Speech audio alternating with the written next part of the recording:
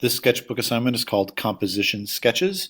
The idea is that you will look at imagery and understand the way that basic lines that are the way our eye moves through the image establishes the strength of the way that drawing has been put together.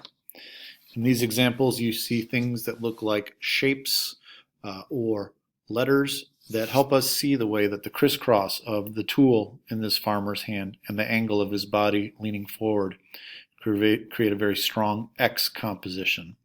The edge of this water line and cliff area appears to resemble this S shape.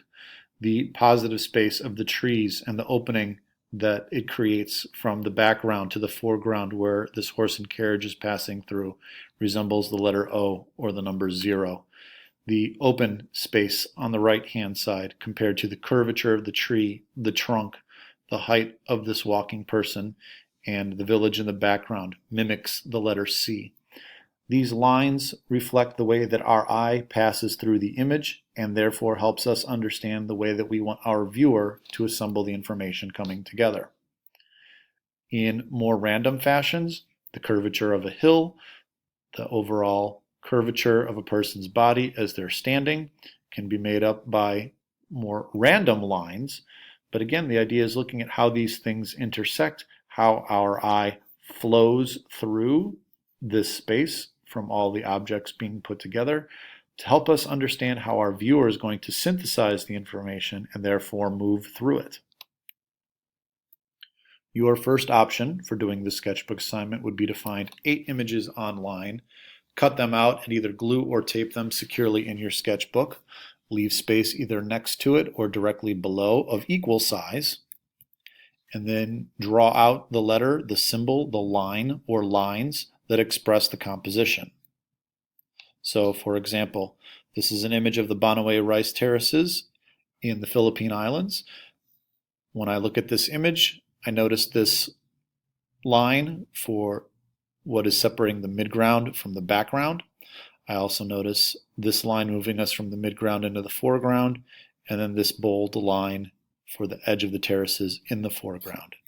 My sketch would end up looking something like this. An N-like shape or a Z-like shape.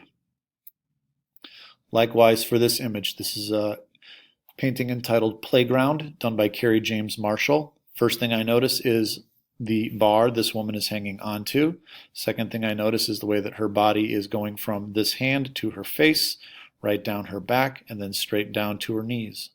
Therefore, my sketch for this image would look something like this, almost like a backwards numeral 7. If you choose not to use images online, what you might choose to do for your other option would be find 8 drawings that you've done in your sketchbook already, things you've drawn yourself. Take those images, print them out, reduce them in size, and make copies of them. Put them in your sketchbook, tape them neatly, leaving space either of equal size to the side or directly underneath, and then use the letter, symbol, line, or shape that expresses that composition as well. So for example, in this drawing of a horse, I think about the letter X in the way that from the tail to the front hoof, from the head to the rear hoof, we see lines intersect, but there's also some nice curvatures going on here between the chest and the tail, from the back leg through the back and hindquarters to the front leg, that I think in the end of my sketch would end up looking something like this. Find your own images, do the same. Have fun.